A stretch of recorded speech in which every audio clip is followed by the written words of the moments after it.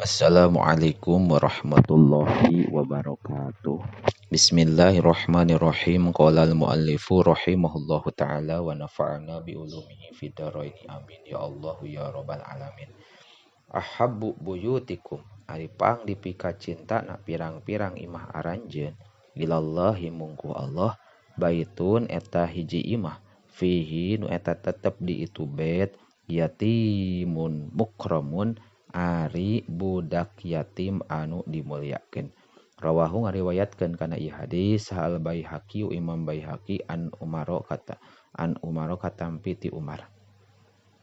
Ahabbullahi ahabba mika cinta sa Allah Ta'ala Gusti Allah Ta'ala abdan kahiji hamba samhan anu murahan idza ba'a di mana-mana ngajual ieu abdu wasamhan sareng murahan idashtaro di mana-mana meuli ieu abdun wasamhan sareng murahan idza qada di mana-mana mayar ieu abdu wasamhan sareng mumurahan idaktadha di mana-mana nagih ieu si abdu.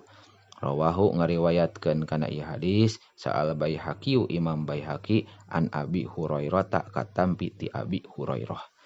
Ahabbukum ari pang dipika cinta na aranjeun ilallahi mungku Allah aqallukum eta pang saeutik na aranjeun naonana tu'man daharna wa akhaffukum sareng pang hampang na aranjeun naonana badana.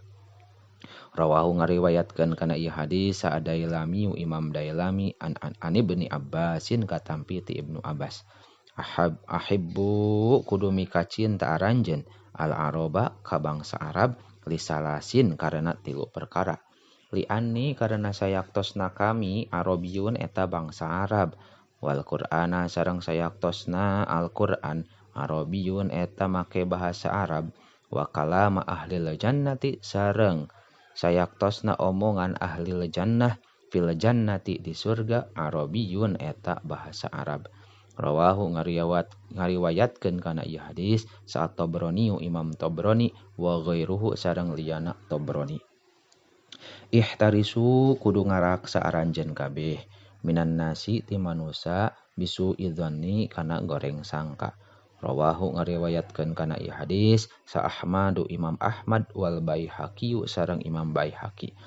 Ahbib kudu mika cinta anjeun habibaka ka kakasih anjeun haunaman kalayan sabiasana bae asa boa-boa ayakuna yen aya itu habib bagi doka eta di benduan atawa jadi beben bagi doka eta jadi musuh anjeun yaumaman dina di hiji poe wa abgi disareng kudu mika bendu anjeun bagi doka ka anu dibenduan ku anjeun haunaman kalayan sabiasana bae asa ayakuna boa-boa yen aya itu bagid habibaka eta jadi kakasih anjeun yaumaman dina hiji poe.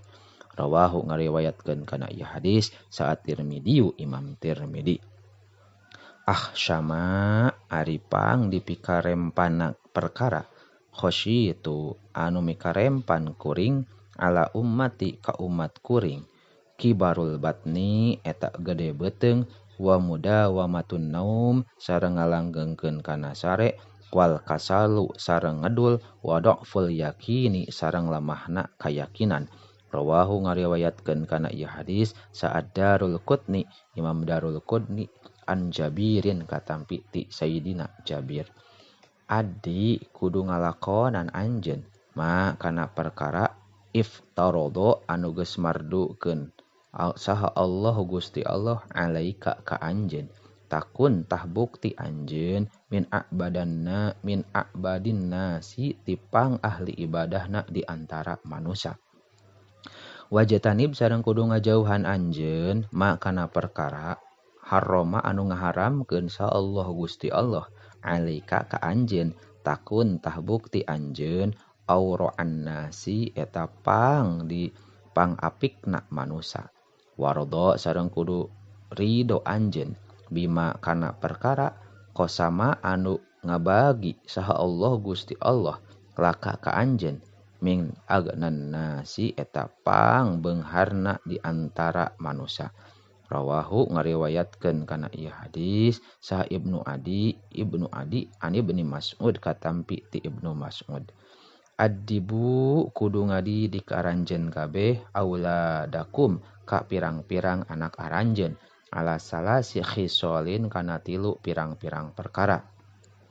Hubbi nabiyikum tegesna mika cinta ka nabi aranjeun wa hubbi ahli baitihi jeung mika cinta ka ahli betna Kangjeng Nabi wa qiraatil Qur'ani sareng kana maca Qur'an fa inna hamalatal Qur'an karena sayaktosna jalma anu apal Qur'an fi dzillillahi eta aya dina iuh-iuhna Allah yauma la dzilla dina poenan teu aya iuh-iuh illa dilluhu kecuali iuhna Gusti Allah ma'a ambiyaihi sarta pirang-pirang para nabi na Allah wa asbiyaihi sareng pirang-pirang kakasihna Allah. Rawahu ngariwayatkeun kana ieu hadis sa Ad-Dailami Imam Dailami an Aliyin katampi ti Sayyidina Ali. Ud'u kudu ngadua anjeun kabeh Allah ka Gusti Allah wa antum bari aranjeun kabeh muqinuna eta anu ngayakinkeun kabeh bil ijabati kana ijabah wa'lamu sareng kudu nganyahokeun aranjeun kabeh annallaha ta'ala kana sayaktosna Allah ta'ala la yastajibu eta henteu ngaijabah Allah doa kana doa min qalbin ghafilin tina hatena anu poho lahin anu lalai. Rawahu ngariwayatkeun kana ieu hadis saha Tirmidzi Imam Tirmidzi an Abi Hurairah katampi ti Abi Hurairah. Wallahu a'lamu bissawab.